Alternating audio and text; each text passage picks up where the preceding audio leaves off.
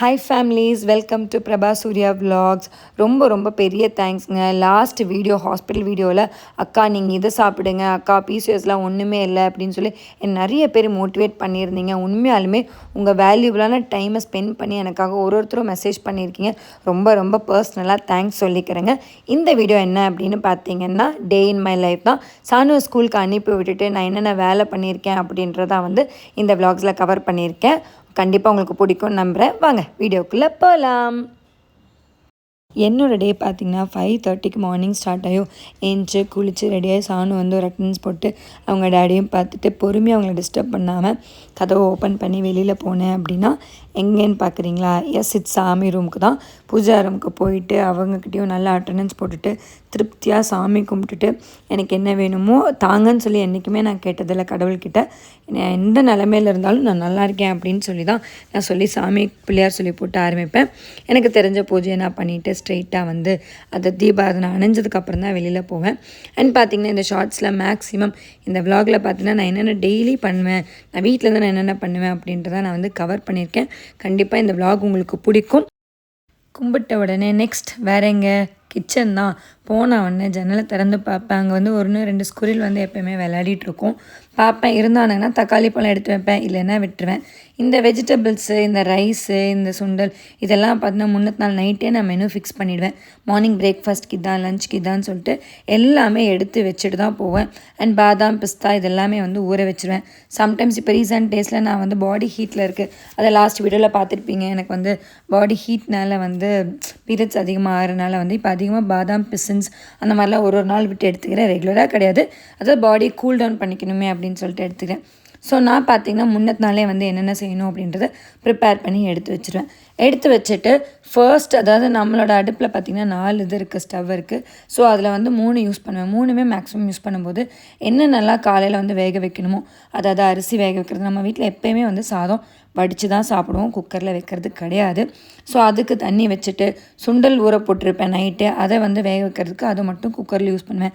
அது அண்ட் கட்டாயம் சானுக்கு 2 egg morning கொடுத்துருவேன்.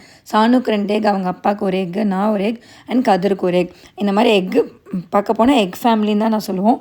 மார்னிங் பார்த்தீங்கன்னா கட்டாயமாக பாயில்டு எக் கொடுத்துருவோம். கண்டிப்பாக சாப்பிட்டே ஆகணும். அதனால் அதையும் கண்டிப்பாக வேக போட்டுருவேன். ஸோ இந்த மாதிரி பாயில் பண்ணுற ஐட்டம்ஸ் எல்லாம் ஃபஸ்ட்டு பாயில் பண்ண வச்சுட்டு ஒரு டம்ளர் வெறும் வயிற்றில் வெதுவெதுப்பான தண்ணி குடிப்பேன்.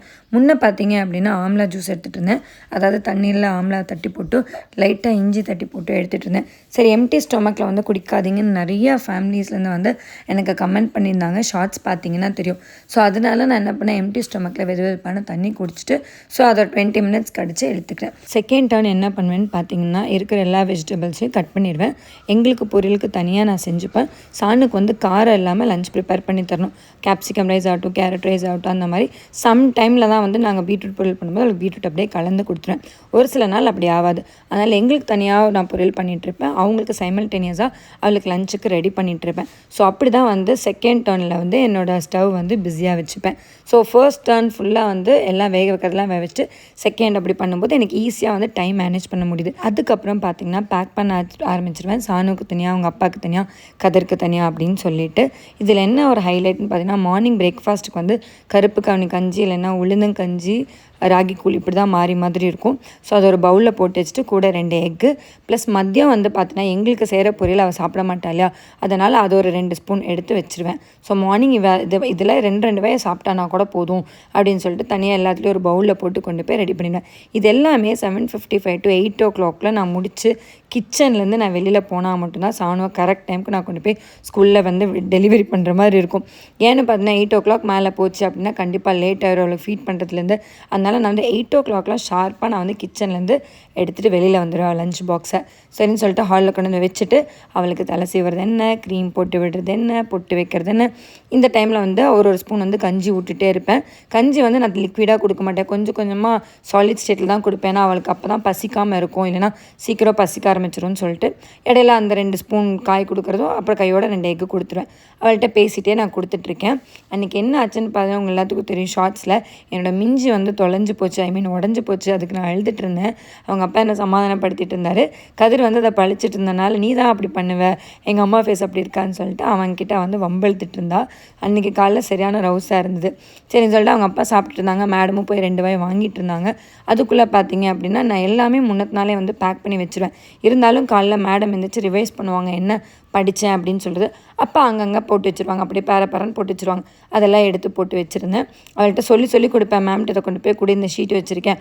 அன்னன்னைக்கு என்ன அவளுக்கு ஒர்க் கொடுக்குறாங்களோ அதெல்லாம் சொல்லி நான் பத்திரமா எடுத்து வச்சு பென்சில் இருக்கா, எரேசர் இருக்கா, ஷார்ப்னர் இருக்கா எல்லாம் பார்த்து சப்ஸ்டியூட்டுக்கும் எல்லாம் எடுத்து வச்சுட்டு கொண்டு போய் பேக் பண்ணி வச்சுருவேன். எனக்கு மார்னிங் ஆனால் இது ஒரு வேலையாயிடும். அதுக்கப்புறம் அவங்க அப்பா கிட்ட போய் விளையாடிட்டு இருந்தா. நான் வந்து பார்த்தீங்க அப்படின்னா ரெயின் கோட் போட்டிருந்தேன். ஏன்னு கேட்டிங்கன்னா முன்னத்து நாள் வந்து மழை வந்து என்னோடய ட்ரெஸ் எல்லாம் நனைஞ்சு பயங்கர டிரான்ஸ்பரண்ட் ஆகிடுச்சு. குட்டி கரெக்டாக ஸ்கூலுக்குள்ளே போனதுக்கப்புறம் தான் எனக்கு மழை ஸ்டார்ட் ஆச்சு. அது வரைக்கும் எனக்கு ஹாப்பி. அதனால பயங்கரமாக நனைஞ்சனால கொஞ்சம் ஷேம் பப்பி ஷேம் ஆன மாதிரி ஆயிடுச்சு. அதனால் இன்றைக்கி நீ ஃபஸ்ட்டு போடுறியோ இல்லை ரெயின் கோட்டை நான் போட்டுக்கிறேன் பட்டு அப்படின்னு சொல்லிட்டு நான் போட்டுட்டு அவளோட ரெயின் கோட்டை அவங்க அப்பாட்ட எடுத்து கொடுத்துட்டேன். மேடம் அவங்க அப்பா இருந்தாங்கன்னா என்கிட்ட எந்த வேலைக்கும் வரமாட்டாங்க. சாக்ஸ் போடுறதாகட்டும் ரெயின் கோட் போடுறதாகட்டும் இந்த மாதிரி சின்ன சின்ன வேலை அவங்க அப்பாவே பண்ணிடுவார். அவர் பண்ணுறாரு இல்லை அவள் பண்ண வச்சுருவா. மேடம் ஹுட்டி போட்டதுக்கப்புறம் ரொம்ப அழகாக தெரிஞ்சாங்க. டேடிக்கு ஒரு ஹக்கி கொடுத்துட்டு அம்மையா கிட்டே போயிட்டு ப்ரே பண்ணிவிட்டு அம்மையா நான் போய்ட்டுறேன், எங்கள் அம்மா நல்லா பத்திரமா பார்த்துக்கோங்க அப்படின்னு சொல்லிவிட்டு அதுக்கப்புறம் அவங்க அப்பா கிட்ட கொஞ்ச நேரம் 2 மினிட்ஸ் விளையாடிட்டு பை டேடி அப்படின்னு சொல்லிட்டு லஞ்ச் பேக் எடுத்துகிட்டு அவள் வந்துட்டா. இதில் என்னென்னா நான் தங்கமாக அவளை பார்த்து என்ன பார்த்து வெஜிடபிள்ஸ் கொடுத்து ஃப்ரூட்ஸ் கொடுத்து ஊட்டி விட்டாலும் அவ்வளோ நல்லா பார்த்துக்கிட்டாலும் குழந்தைங்க வந்து அவங்க அப்பா கிட்டே போகிறதாங்க ஹைலைட்டு. அவ்வளோ அப்படி தான் போகும்போது அவங்க அப்பாவுக்கு தான் கிஸ் கொடுப்பாள். எனக்குலாம் மதிக்க கூட மாட்டா.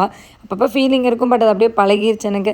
சரி வா போகலாம் அப்படின்னு சொல்லிட்டு அவள் ஸ்கூல் பேக்கை நான் மாட்டிட்டு அவளோட ஹெல்மெட்டு என்னோடய ஹெல்மெட்டு அவளுக்கு மாஸ்க்கு எனக்கு மாஸ்க்கு அவளுக்கு ரெயின் கோட் எனக்கு ரெயின் கோட் எல்லாம் செக் பண்ணி மேலேயே போட்டுட்டு ஷூவை என்னோடய ஸ்லிப்பர்லாம் எடுத்துகிட்டு நாங்கள் ஸ்கூலுக்கு கிளம்பியாச்சு. அன்றைக்கின்னு பார்த்து வீட்டிலே தூர ஆரம்பிச்சிருச்சு. பட் சேஃப்டியாக கொண்டு போய் குட்டியை கொண்டு போய் ட்ராப் பண்ணிவிட்டு வீட்டுக்கு வந்தாச்சு. வீட்டுக்கு வந்து பார்த்திங்கன்னா இந்த கூத்து பிகாஸ் நான் தான் வந்து அவசரமாக பண்ணுவேன். நான் இல்லைங்க, நீங்களும் அப்படி தான் இருக்கும். நம்ம வீட்டு சமையல் மட்டும் கிடையாது. யாரெல்லாம் வந்து இந்த மாதிரி அவசரமாக குழந்தைய கொண்டு போய் ட்ராப் பண்ணுறோமோ அம்மாக்கள் யார் கொண்டு போய் ட்ராப் பண்ணுறோமோ வேறு வழியில் அப்படியே போட்டு தான் போவாங்க. அதனால் நானும் அப்படி தான் போட்டு வந்தோன்னே எனக்கே ரொம்ப டயர்டாக. ஏன்னா காலைல 5:30 மணிக்கு எதுவுமே சாப்பிடல. தண்ணி அந்த ஆம்லா ஜூஸ் மட்டும் தானே குடிச்சிருக்கேன். அதனால் லைட்டாக 2 எக் ஒயிட்டும் கொஞ்சம் சுண்டக்கல்லையும் சாப்பிடலாம் அப்படின்னு சொல்லிட்டு சாப்பிட்டுட்டு வந்து மிச்சம் இருக்கிற சாப்பாடு குழம்பு எல்லாத்துலேயும் ஒரு பவுலில் போட்டு இருக்கிற பாத்திரத்தெல்லாம் வாஷ் பண்ணி வச்சுட்டேன்.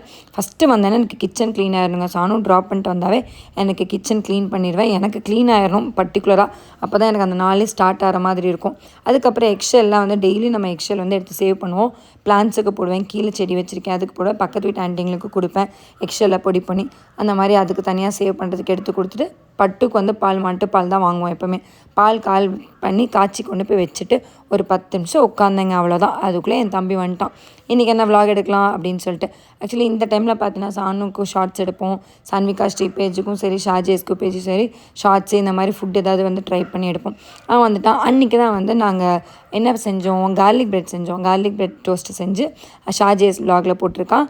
கண்டிப்பாக அந்த ஷார்ட்ஸை மறக்காமல் பாருங்கள். அதுக்கப்புறம் அவன் செஞ்சு முடிச்சுட்டு கிச்சனில் மறுபடியும் ஒரு தொடச்சிட்டு வந்து ஆஸ் யூஷுவல் வீட்டு வேலை தாங்க ஸ்டார்ட் பண்ணுவோம். வீட்டு வேலைன்னா நார்மலான வீட்டு வேலைங்க. 5 வயசில் இருக்கிற குழந்தைங்க உண்மையாலுமே சொல்கிறேன் வீட்டை அப்படியே திருப்பி போட்டு போயிடுவாங்க. ஒரு வாட்டி ஸ்கூலுக்கு போகும்போது திரும்பி ரிட்டன் வந்து ஒரு 2-3 மணி நேரம் இருப்பாங்க. அதிலே வந்து வீட்டையே திருப்பி போடுற அளவுக்கு பண்ணி வச்சுட்டு போயிருப்பாங்க. என் குட்டியும் அப்படி தான் ட்ரெஸ் அங்கங்கே போட்டுடும் எனக்கு ட்ரெஸ்ஸு போட்டதெல்லாம் கூட பிரச்சனை. அந்த விளையாட்டு ஜாமானை பார்த்தீங்கன்னா எனக்கு அப்படியே கோவமாக வரும். ட்ரெஸ்ஸெல்லாம் எங்கெல்லாம் போட்டிருக்காளா. நான் என்ன பண்ணுவேன், ஃபஸ்ட்டு ஸ்டார்ட் பண்ணதில் கிச்சன்லாம் க்ளீன் பண்ணி முடிச்சுட்டு 2வது வந்து ஃபஸ்ட்டு பெட்ரூம் தான் வருவேன். வந்தோடனே பெட்ஸ்பெட் எல்லாம் எடுத்து துவைச்சிருவேன். மேக்ஸிமம் வந்து ஒரு நாள் விட்டு ஒரு நாள் துவைப்பேன், ஒரு நாள் விட்டு ஒரு நாள் மடிப்பேன். எனக்கு இது வந்து ரொட்டீன் லைஃப்பில் நான் வீட்டில் இருந்தேன் அப்படின்னா, சென்னை போகல நான் வீட்டில் இருந்தேன் அப்படின்னா எனக்கு ரொட்டீனாக வந்து மாறிடுச்சு என் லைஃப்லேயே வந்து.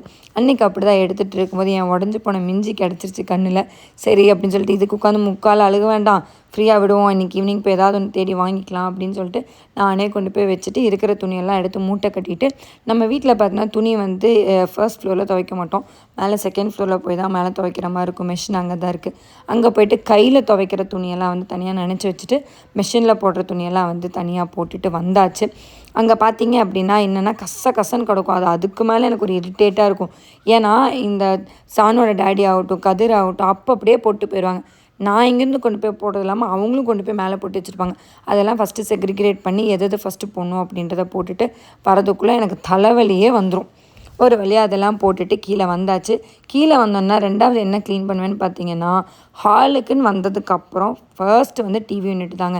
அதாவது தண்ணி குடித்தா வைக்கிறது, ஸ்நாக்ஸ் சாப்பிட்டா அங்கே கொண்டு போய் வைக்கிறது, வெளியில் போயிட்டு வந்தால் வண்டி சாவி வைக்கிறது, வெளியில் போயிட்டு வந்தால் மாஸ்க் வைக்கிறது, இப்படியே தாங்க அந்த டிவி யூனிட் யூஸ் ஆகுது.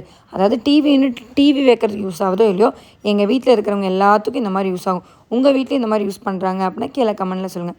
இதுக்கப்புறம் தான் இருக்குது ஹைலைட்டு, அவளோட விளையாட்டு ஜாமானம் எல்லாம் எடுத்து செக்ரிகேட் பண்ணி வைக்கிறதுக்குள்ளே எனக்கு போதும் நான் அவ்வளோ ஜாமான் வச்சுருக்கான். நானும் ஒரு ஜாமானை வரும்போது அவளோட ஜாமானெல்லாம் எடுத்து கொடுத்துட்ருவேன். எனக்கு விளையாட்டு ஜாமானத்தை பார்த்தாவே இரிட்டேட் ஆகுதுங்க. அந்த பெட்டு எதுக்கு இருக்குது, அந்த பெட்டு மேலே டாய்ஸ் இருக்கா, டாய்ஸ் மேலே பெட் இருக்கான்னு எனக்கு தெரியல.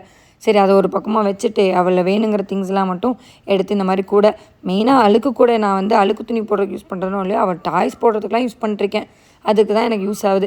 அதெல்லாம் எடுத்து வச்சுட்டு முன்னாடி வந்து நைட்டு வந்து படம் பார்த்துட்டு இருந்தாங்க இவங்க எல்லோரும். அதனால் பெட்டு தலைகாணி எல்லாம் இங்கே கடந்தது. அதெல்லாம் கொண்டு போய் பெட்ரூம்குள்ளே வச்சுட்டு ஃபஸ்ட்டு எடுக்கிறேன் பாருங்கள். இந்த டாய்ஸு கிட்டத்தட்ட 43 டாய்ஸ் வச்சுருக்கா. இந்த மாதிரி அந்த பெட்டு மேலே அந்த டாய்ஸ் வச்சுருக்காளா, டாய்ஸு மேலே அந்த பெட் வச்சுருக்காளான்னு எனக்கு இப்போ வரைக்கும் தெரியல. அதெல்லாம் டெய்லி எடுத்து போட்டு நான் ஏன் க்ளீன் பண்ணுறேன்னு தானே கேட்குறீங்க. அது மேலே ஏறி குதின்னு குடிப்பா, அவ்வளோ டஸ்ட் இருக்கும். அதனால் அதை எடுத்துகிட்டு அதையும் ஒரு நாள் விட்டு ஒரு நாள் வந்து நான் துவைக்க போட்டுருவேன். அதே மாதிரி தான் வந்து க்ளீன் பண்ண ஆரம்பிச்சிடுவேன். க்ளீன் பண்ணதுக்கப்புறம் எனக்கு டஸ்ட் அலர்ஜி வந்தது தான் மிச்சம். உண்மையாலுமே சொல்கிறேன், அந்த பொம்மையை நானும் கழிக்கணும் பார்க்குறேன். ஸ்கூல்லேருந்து வந்து ஏதாவது ஒரு பொம்மை கொடுத்துட்டேன்னா அவளுக்கு தெரிஞ்சிருச்சுன்னா போதும், வீடே 2 ஆக்கிடுவா. அதுக்கு பயந்துட்டே வந்து இருக்கிற டாய்ஸ்லாம் வந்து அழகுப்படுத்தி வச்சுருப்பேன்.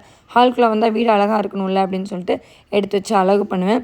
உங்கள் வீட்டில் இந்த மாதிரி குட்டீஸ் யாராக இருந்தாங்கன்னா தயவு செஞ்சு கமெண்ட்டில் சொல்லுங்கள். அதுக்கப்புறம் அதெல்லாம் ரெடி பண்ணி முடிச்சுட்டு போனீங்க அப்படின்னா டைனிங் டேபிள் போயிடுவேன். அவசரமாக சாணு வந்து ரெடி பண்ணி அவங்க அப்பா ரெடி பண்ணும்போது ட்ரை ஃப்ரூட்ஸ் ஆகட்டும் அப்போ அப்படியே வெளியில் வச்சுட்டு போயிடுவேன். அதெல்லாம் எது வேணும் வேண்டாங்கிறத நல்லா பார்த்துட்டு பேலன்ஸை வந்து ஃப்ரிட்ஜில் எடுத்து வச்சுருவேன். ஃப்ரூட்ஸ் யூஸ்வலாக மெயினாக வெளியில் தான் வச்சுருப்பேன். வெஜிடபிள்ஸ் எல்லாம் வந்து அதுவும் கிடக்கும் வெளியில், ஏன்னா யாராவது கொடுத்துருப்பாங்க, இல்லை அவங்க அப்பா தான் வாங்கிட்டு வந்திருப்பாங்க அந்த மாதிரி. சரின்னு சொல்லிட்டு அதெல்லாம் கொண்டு போய் ஃப்ரிட்ஜில் வச்சுட்டு அதுக்கப்புறம் அந்த டைனிங் டேபிளை நீட்டாக தொடச்சி விட்டுட்டு அந்த குப்பையெல்லாம் வந்து கீழே தள்ளி விட்டுட்டேன் அப்படின்னா கூட்டுறதுக்கு எனக்கு சௌகரியமாக இருக்குமேன்னு சொல்லிட்டு அடுத்தது வந்து பார்த்திங்கன்னா டைனிங் டேபிளை ரெடி பண்ணிடுவேன். அதுக்கப்புறம் தாங்க ஒரு 10 நிமிஷம் உட்காந்து டீ போடுறனாலும் அந்த மாதிரி போட்டு குடிச்சிட்டு அதுக்கப்புறம் என்ன பண்ணுவேன்னு பார்த்தீங்கன்னா ஃபுல்லாக வீடை கூட்டி முடிக்கிறதுக்கு எனக்கு ஒரு 1/4 மணி நேரம் ஆயிரும். இதெல்லாம் உங்களுக்கு நான் ஈஸியாக 15 மினிட்ஸில் சொல்கிறேன். ஆனால் ஒரு உமன் உங்கள் வீட்டில் எல்லாருக்கும் தெரியும் இதை பண்ணி முடிக்கிறதுக்கு 2 மணி நேரமாவது ஆகும்னு சொல்லிட்டு. இதுக்கு இடையில சாப்பிட்டுட்டு அடிக்கடி தண்ணி குடிச்சு அடிக்கடி உச்சா போய்ட்டு இந்த வேலை முடிக்கிறதுக்குள்ளே 2-2:30 ஆயிரும். அந்த ஆண்டவனுக்கு தான் வெளிச்சம் எப்படி தான் இவ்வளோ டைம் ஆகுதுன்னு சொல்லிட்டு. எப்போயுமே ஆஸ் யூஷுவல் பார்த்தீங்கன்னா என் தம்பி போய் சாணம் ஸ்கூலில் கூப்பிடுவான். அன்றைக்கின்னு பார்த்து அந்த எருமை மாடு வந்து என்னையும் கூப்பிட்டு போன்னு சொல்லிட்டு யூஸ்வலாக நான் தான் போகிறேன்னு, ஆனால் என்னையும் கூப்பிட்டு போன்னு சொல்லிட்டு அவன் என்ன கூப்பிட்டு போனான். அங்கே போனேன்னா சாணம் பிக்கப் பண்ணிவிட்டு ஒரு 10-15 மினிட்ஸ் விளையாட வச்சுட்டு அதுக்கப்புறம் தான் கூட்டிகிட்டு வந்தேன். மேடம் குஷியாக வந்தாங்கன்னா நாங்கள் 2 பேரும் போயிருக்கோம்ல, யூஸ்வலாக ஒன்று அவன் போய் பிக்கப் பண்ணுவான், இல்லைன்னா நான் போய் பிக்கப் பண்ணுவேன். இன்றைக்கி 2 பேருமே போனதுனால சாணுக்கு பயங்கர ஹாப்பி. போயிட்டு பாயெல்லாம் சொல்லிவிட்டு சாணம் என்ன சொல்லி கொடுத்தாங்க அப்படின்னு சொல்லிட்டு வந்துட்டு இருந்தா. அவங்க மாமாட்ட கதை சொல்லிட்டு இருந்தா. சரி கதை தானே பேசிட்டு வரா, சொல்லிட்டு தானே இருக்கா, இளநீ குடிச்சிட்டு போயிடலான்னு சொல்லிட்டு இளநீ குடிச்சிட்டு வண்டி எடுத்தோம். மேடம் வந்து ஃப்ளாட்டு அப்படியே என் தம்பி அலைக்கா தூக்கிட்டு வந்து பெட்டில் போட்டால் தூங்கிட்டுருக்கா. சாணும் தூங்க போட்டுட்டு நான் என்ன பண்ணேன்னு பார்த்தீங்கன்னா ஃபர்ஸ்ட் வந்து அவளோட லஞ்ச் பாக்ஸில் என்னென்ன கொடுத்து விட்டால் சாப்பிட்ருக்கா, என்னென்ன கொண்டு வந்திருக்கா அப்படின்றத நான் பார்ப்பேன். குழந்தை மேக்ஸிமம் எல்லாமே சாப்பிட்றோம். எனக்கு சாப்பிட்றாலோ இல்லைங்களோங்க, ஃபஸ்ட்டு தண்ணி குடிச்சிடணும் எனக்கு. ஏன்னா தண்ணி குடித்தானா எனக்கு அவளுக்கு டைஜஷன் ப்ராப்ளம் இருக்காது. மார்னிங் அவளோட ரொட்டீன் அவள் கரெக்டாக பார்ப்பான். எனக்கு அதுவே ஒரு பெரிய கஷ்டமாக இருக்கும். அன்றைக்கின்னு பார்த்து எல்லாமே சாப்பிட்டு முடிச்சிருந்தா. அதுக்கப்புறம் பார்த்திங்கன்னா அந்த பாத்திரத்தெல்லாம் எடுத்துக்கொண்டு போய் வாஷிங்கில் போட்டுட்டு அடுத்து என்ன பண்ணுவேன் அப்படின்னா அவளுக்கு தயிர் சாதம் வந்த உடனே ரெடி பண்ணி வச்சுருவேன், அவளுக்கு கொடுக்கலாம் அப்படின்னு சொல்லிட்டு அது ஒரு பவுலில் எடுத்து வச்சுட்டேன். மேடம் தான் தூங்கிட்டு இருக்காங்களே. அதுக்கப்புறம் என்ன பண்ணேன்னு பார்த்தீங்கன்னா அவளோட பேக்லாம் எடுத்துகிட்டு அந்த பேக்கில் அவளோட நான் கொடுத்துருந்த ரெயின் கோட் நனைஞ்சிருக்கும் இல்லையா, அப்படியே ஸ்கூலில் கொஞ்ச நேரம் காய போட்டுட்டு அதுக்கப்புறம் அப்படியே பேக்கில் வச்சுருப்பான்னு எனக்கு தெரியும். நான் நினச்ச மாதிரி அதை அப்படியே வச்சுருந்தா. அதுக்கப்புறம் அதெல்லாம் எடுத்துகிட்டு அவளோட டைரி வந்து நான் நோட் பண்ணுவேன், என்ன மேம் சொல்லி கொடுத்துருக்காங்க அப்படின்னு சொல்லிட்டு நோட் பண்ணி அதை கொண்டு போய் வச்சாச்சு. இது அவளுக்கு சொல்லிக் கொடுக்கணும்னு சொல்லிட்டு. வீடு பார்க்குறீங்களா எவ்வளோ அழகாக இருக்கா. அவள் வர்றதுக்கு முன்னாடி, அவள் வந்ததுக்கு பின் மட்டும் பாருங்கள் எப்படி இருக்குன்னு. நீ சும்மா சொல்லாதம்மா, டெய்லியெல்லாம் க்ளீன் பண்ணுறது இல்லைம்மா அப்படின்னு சொல்லுவீங்க. ஆனால் இந்த வீடியோட கடைசியில் பாருங்கள், அந்த கிளிப்பில் பாருங்கள் எப்படி மறுபடியும் இந்த வீட்டை பண்ணி வச்சுருக்கா அப்படின்னு. அதுக்கப்புறம் அவள் எந்திரிச்சதுக்கப்புறம் ஃபேஸ் வாஷ் பண்ணிவிட்டு அவளுக்கு தயிர் சாதம் ரெடி பண்ணி வச்சிருந்தால அதை கொண்டு போய் கொடுத்துட்டு ஹோம்ஒர்க் எங்கள் அம்மா வந்திருந்தாங்க. எங்கள் அம்மா பக்கத்தில் உட்கார சொல்லிட்டு ஹோம்ஒர்க் சொல்லிக் கொடுங்கம்மா, எழுதி சொல்லுங்கம்மா, நான் வந்து சொல்லிக் கொடுத்துக்கிறேன்னு சொல்லிட்டு அவள் பாட்டுக்கு எழுதிட்டு இருந்தான் ஹோம்ஒர்க்கை.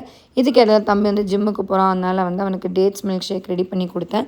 அவனையும் அனுப்பிவிட்டுட்டு டின்னருக்கு வேணுங்கிறதுக்கு வந்து நான் ரெடி பண்ண ஆரம்பிச்சிட்டேன். மார்னிங் வச்சு கழுவி போட்டிருந்த பாத்திரம்லாம் ட்ரையாக இருக்கும். அதெல்லாம் எடுத்து அங்கங்கே எல்லாம் செட்டில் பண்ணிவிட்டு டின்னருக்கு நான் குக் பண்ண ஆரம்பிச்சிடுவேன். டின்னர் என்ன ஆனாலும் சரி குக் பண்ணி 7:45க்கெலாம் வந்து நான் ஹாலுக்கு கொண்டு வந்து வச்சுருவேன். மேக்ஸிமம் எல்லோரும் ஒட்டுக்காக தான் உட்காந்து சாப்பிடுவோம். அந்த மாதிரி ஹாலில் கொண்டு வந்து வச்சுருவேன். சாணு பார்த்தீங்கன்னா 7:45 7:30க்குள்ளே வந்து எழுதி முடிச்சிருவா. அதுக்கப்புறம் நான் கொஞ்ச நேரம் போய் உட்காந்து சொல்லிக் கொடுப்பேன். ஒரு 1/2 அன் ஹவர் வந்து ஸ்டோரி ஆகட்டும், ரைம்ஸ் ஆகட்டும், அந்த மாதிரி சொல்லிக் கொடுப்பேன். சொல்லிக் கொடுத்து முடிச்சதுக்கப்புறம் 8:15க்கெலாம் வந்து மேடம் வந்து பேக்கை வந்து பேக் பண்ணி வச்சுருவாங்க. பேக் பண்ணிவிட்டு கொஞ்ச நேரம் விளையாடிட்டு இருப்பாங்க அவங்க அப்பாட்ட. 1 ஹவர் 1.5 ஹவர்ஸ் விளையாடுவா. 9:30க்கு நானும் சாணும் ப்ரஷ் பண்ணிவிட்டு அவளை பெட்டுக்கு கூட்டிகிட்டு போயிடுவேன். பாருங்கள் எப்படி பண்ணி வச்சுருக்கான்னு. இதுக்கு தான் சொன்னேன் டெய்லி எனக்கு இந்த மாதிரி வேலைலாம் இருக்குது அப்படின்னு சொல்லிட்டு. இந்த வீடியோ பிடிச்சிருந்தா லைக் பண்ணுங்கள், ஷேர் பண்ணுங்கள், சப்ஸ்கிரைப் பண்ணுங்கள். மறக்காமல் வரக்கூடிய எல்லா விலாக்ஸையும் பார்த்துட்டு எப்படி இருக்குன்றதை கமெண்ட் பண்ணுங்கள்.